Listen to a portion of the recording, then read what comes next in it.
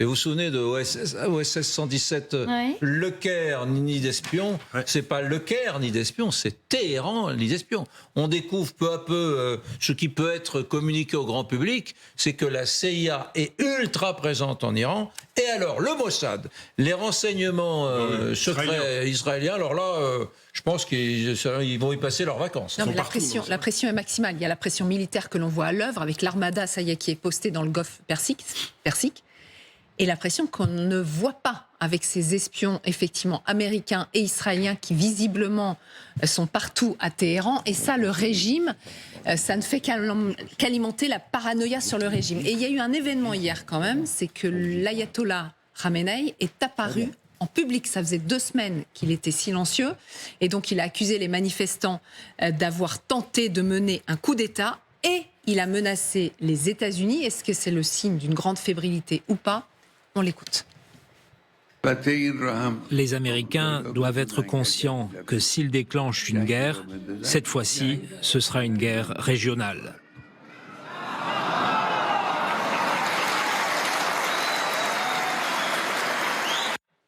Vous nous expliquez là ce qui se passe ? Ouais, Les qu'est-ce qui se passe, là applaudissements quand ils menacent les États-Unis comme ça là. Il n'a pas changé. Ouais. Il ne faut pas croire, effectivement, les promesses de la part de ce régime-là. Il dit qu'on est toujours dans la bagarre contre les États-Unis, là. Et donc, ce qui est important, pardonnez-moi, chers collègues, là, ce qui se passe, là, c'est une séquence du cinéma Voilà. islamique. Donc, Khamenei n'a pas changé. C'est lui qui détermine les décisions, là. N'oublions pas 3-4 éléments indispensables dans le contexte d'aujourd'hui là. Absolument des attaques ciblées sur le régime iranien et le système de commandement pour fragiliser, voire provoquer une certaine paralysie sur le système de décision. Deuxième élément... Ça, c'est des attaques qui sont menées par qui, ça ? Par les Américains. Par les Américains. Absolument. Deuxième élément, il faut qu'il y ait effectivement du mouvement sur le terrain. Et je vous annonce, et effectivement, ça je l'ai ici, là, hier, eh bien, un certain nombre d'universités, les mouvements des étudiants à recommencer, si vous voulez, là. Il y a des images, il y a le film, là. Donc, c'est le deuxième, disons, élément qui conditionne. Troisième élément, c'est qu'effectivement, en Iran, ce n'est plus le vide qu'on évoquait à chaque fois. Non, il y a aussi une certaine alternative réservée à la vie et que cela montre qu'effectivement, les Iraniens se mobilisent également sur cette figure, pas la totalité des Iraniens, mais pour dire qu'effectivement au monde, que là, il ne s'agit pas d'un élément complètement vide. Et enfin, le quatrième élément, si vous voulez, le système, il est très, très fragile. Bien sûr, les contradictions internes du régime, on a des échos aujourd'hui, là. On a des éléments qui nous arrivent. Qu'à l'intérieur du régime, effectivement, les bagarres sont de plus en plus intense, si vous voulez, entre les différents groupes du pouvoir, là. Et si jamais Khamenei, il est assassiné, eh bien là, il y aura véritablement une nouvelle situation. Je ne dis pas qu'il s'agit donc de la victoire du peuple, là, mais il s'agit d'une accentuation d'un processus vers le changement, et cela, bien évidemment, même si notre ami, il est un petit peu pessimiste, mais nous, les Iraniens, on a appris qu'effectivement, avec ce régime-là, l'affaire n'est pas simple, il faut continuer la bagarre. Contre le régime, on a envie de savoir ce qui se passe en sous-main. Raphaël Jérusalemi est en direct avec nous. Bonjour, vous êtes ancien officier du renseignement militaire israélien. On l'avait vu lors de l'attaque massive d'Israël sur l'Iran à la mi-juin 2025, qui avait eu le fait que Israël ait réussi à frapper le régime au cœur, c'est-à-dire qu'il y a plusieurs dirigeants qui avaient été éliminés. Tout ça, c'était grâce à un travail de longue haleine d'agents du Mossad qui étaient infiltrés, notamment à Téhéran. Est-ce que, en vue d'une peut-être frappe états-unienne dans les prochains jours, est-ce que ça se base aussi sur un travail en sous-main d'agents infiltrés, que ce soit de la CIA ou du Mossad ? Absolument. Et depuis de longues années, le Mossad et le CIA, qui d'ailleurs travaillent assez bien main dans la main, sont implantés en Iran, à l'intérieur de l'Iran, à tous les niveaux possibles et imaginables. Car l'avantage de l'Iran, c'est qu'il y a un potentiel énorme duquel recruter des personnes qui vont travailler avec le Mossad ou la CIA contre le régime des Mollahs. que ce soit des petites mains dans la rue, des étudiants, des ouvriers mécontents, que ce soit ethnique, que ce soit théologique, si ce sont des sunnis, que ce soit des règlements de compte à l'intérieur même de la hiérarchie de l'armée. On a parlé très justement des rivalités internes, par exemple entre l'armée régulière et les gardiens de la Révolution, qui permettent effectivement d'être exploités et d'avoir des agents doubles qui le font soit pour régler des comptes, soit par revanche. Donc, il ne faut pas oublier, en plus, donc vous avez les agents israéliens, américains véritablement, mais vous avez, tant aux États-Unis qu'en Israël, une énorme diaspora iranienne. En Israël, vous avez plus de 150 000 Israéliens qui sont soit nés en Iran, soit de parents iraniens qui parlent couramment le perse et qui connaissent toute la gestuelle et toutes les coutumes de l'Iran. La diaspora mondiale iranienne, c'est 4 millions de personnes. Vous en avez énormément aux États-Unis, parmi lesquels recruter des gens qui travailleront, qu'on peut infiltrer. Et en Iran même, comme je l'ai dit, il y a toutes ces strates différentes qui s'opposent au régime, qui sont donc repérées, recrutées et activées par des agents israéliens ou américains. Certains vont jusqu'à être exfiltrés, entraînés, soit en Israël, soit aux États-Unis, soit parfois plus près dans le Kurdistan irakien, et réinfiltrés, mais là on parle des agents déjà de haut niveau, Oui. et donc Raphaël. les petites mains, les agents recrutés, formés de haut niveau, et les personnes recrutées dans la hiérarchie militaire ou politique iranienne qui sont prêtes à coopérer. C'est fou ce que vous nous dites, c'est-à-dire que contrairement à ce qu'on peut voir dans les séries, je pense à l'excellente série Téhéran, la série télévisée, où on voit justement des agents, une femme agent israélien des services qui est bloquée dans la ville de Téhéran, dans une certaine adversité. Bon, c'est le principe de la série.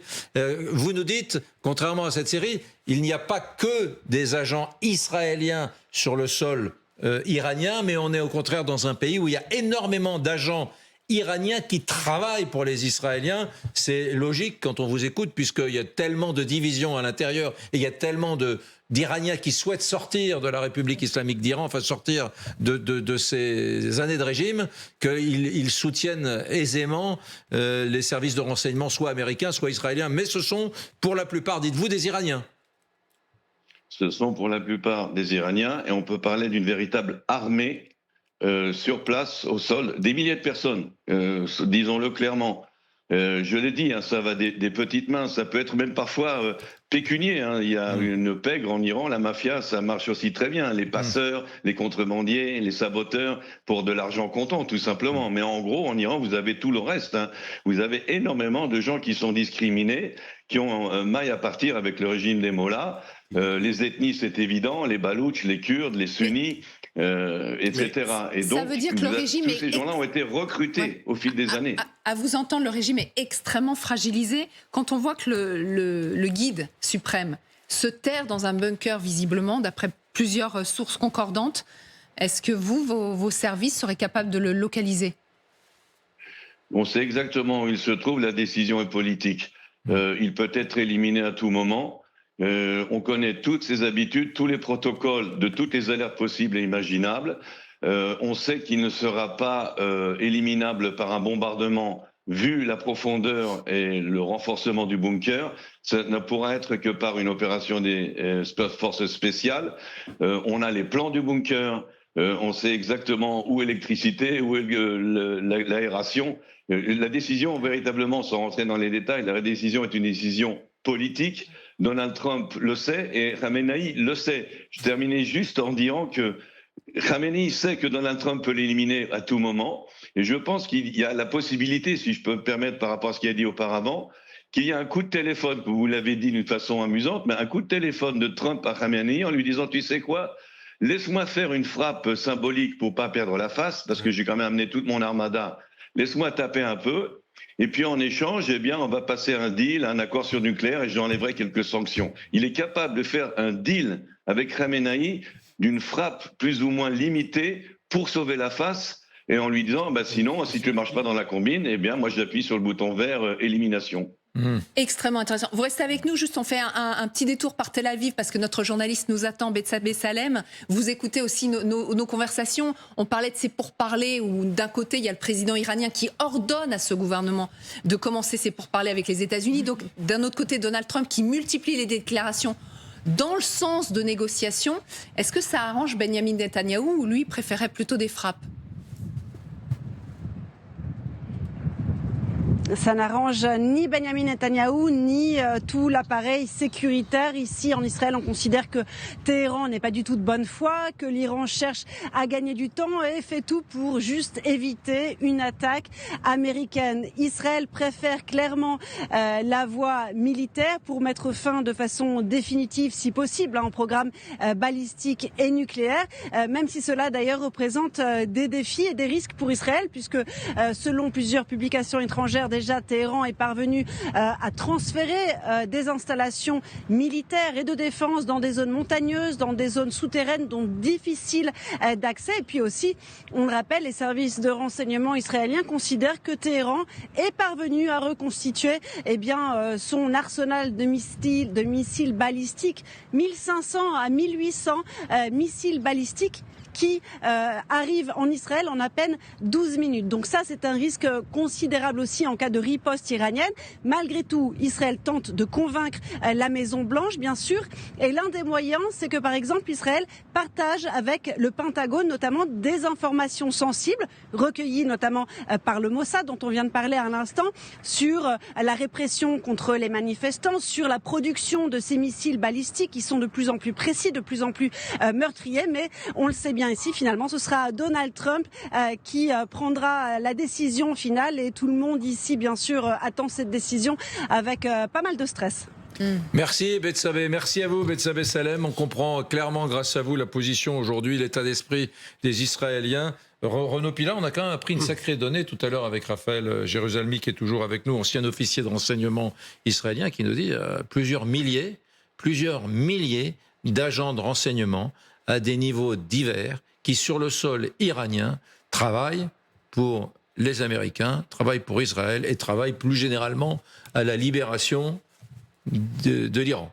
Oui, c'est extrêmement impressionnant et précieux ce témoignage parce que, et hier soir sur LCI également, un de vos collègues, je dirais ancien chef d'un commando d'élite de Tsahal, expliquait que, en gros, vous connaissez par cœur l'organigramme du pouvoir en Iran, vous quotidiennement remplissez les cases lorsqu'il y a des nominations, lorsqu'il y a des défections, vous connaissez tout ça par cœur.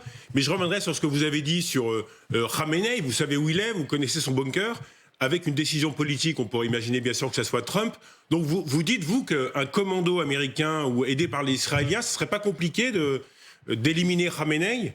Beaucoup disent, s'il est loin dans le territoire iranien, il faudrait quand même que les autres reviennent, et dans ce cas-là, il pourrait être éliminé. Ouais. Alors, pas compliqué, il ne faut pas exagérer, c'est compliqué, mais c'est surtout impossible sur le plan d'un bombardement par avion. Ah oui. Il s'est obligé d'être une infiltration, compliquée certainement, puisque, par exemple, on sait qu'à l'intérieur de ces bunkers, en fait, quand on dit bunker, c'est un peu limitatif. C'est un réseau de bunkers, de tunnels. C'est presque un village souterrain. Il y en a plusieurs d'ailleurs. Il y en a un dans les montagnes, à Abros, c'est le plus important, à des dizaines de mètres sous terre. Mais ce sont des réseaux souterrains qui permettent donc de se déplacer, de s'enfuir et de se réfugier dans des salles fortifiées dont les parois sont en acier. Il faut venir avec des découpeurs d'acier pour pénétrer dans certaines de ces salles. Donc c'est extrêmement compliqué, bien sûr, et risqué pour des forces spéciales de mener une telle opération, mais elles se sont entraînées, et comme je l'ai dit, on a les plans de ces endroits, et on peut s'entraîner donc sereinement chez soi pendant des mois, comme ça a été le cas d'ailleurs pour le Venezuela avec Maduro, des entraînements pendant des mois, pour opérer, avec bien sûr les risques que ça comporte, mais il y a de moins en moins de sécurité autour de Khamenei parce qu'il fait de moins en moins confiance à son entourage. Il est en pleine paranoïa. Il a déjà viré pas mal de personnes qui étaient déjà très expérimentées, des officiers supérieurs de sa sécurité qui avaient beaucoup d'expérience, qui ont été limogés parce qu'il se méfie d'eux, donc je pense qu'il ne dort pas très bien la nuit. C'est un régime Impressionnant. extrêmement fragilisé que vous décrivez là. Imaginons alors que ces pourparlers perdurent entre Donald Trump et ce régime iranien. Est-ce que ça ne pourrait pas être considéré comme une grande reculade du président américain ? Après les promesses qu'il avait faites aux manifestants. Ouais. Ah bah, de toute façon, les promesses aux manifestants, la reculade, Elle est là. Elle est là. Donc, et de toute façon, dès qu'on parle de ces objectifs de Donald Trump, l'aide aux manifestants ne fait pas partie, c'est pas une fin en soi. Donc, même si dans l'entourage de Donald Trump, vous en avez qui plaident, je pense au sénateur Lindsey Graham pour un changement de régime et qui appellent même les manifestants à continuer de sortir dans la rue. Mais non, effectivement, il ne faut pas que cette situation s'étire trop longtemps parce qu'effectivement, sinon, Donald Trump apparaîtrait comme l'homme qui s'enlise dans une situation, dans une négociation, et on pourrait vite faire le parallèle avec ce qui se passe entre l'Ukraine et la Russie.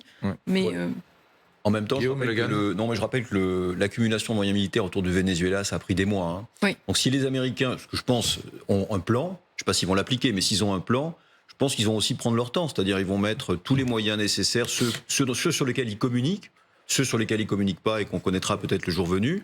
Je rappelle que la guerre des 12 jours l'année dernière, les bombardiers, ils sont venus des États-Unis. Ils n'étaient même pas présents sur place, ceux qui ont détruit les installations nucléaires iraniennes. Et d'autre part, la deuxième information que je voulais juste rappeler, c'est que quand le guide appelle à une guerre régionale, il n'est pas ultra crédible, parce qu'aujourd'hui, l'axe de la résistance, il est extrêmement affaibli. Le Hezbollah, on discute de son désarmement au Liban. La Syrie, c'est fini. On n'en a peut-être pas beaucoup parlé ici, mais la fin du territoire kurde, c'était pas une très bonne nouvelle non plus pour les Iraniens, parce que malgré tout, ça affaiblissait un pouvoir favorable à leurs ennemis. L'Irak est en train de nommer son Premier ministre. Elle n'a pas nécessairement l'intention de rentrer en guerre aux côtés des Iraniens. Donc au fond, à part les Houthis qui sont tout au fond de la péninsule arabique, alors bien sûr, ils peuvent perturber un certain nombre de choses, mais ils ne vont pas enflammer à eux seuls le Moyen-Orient.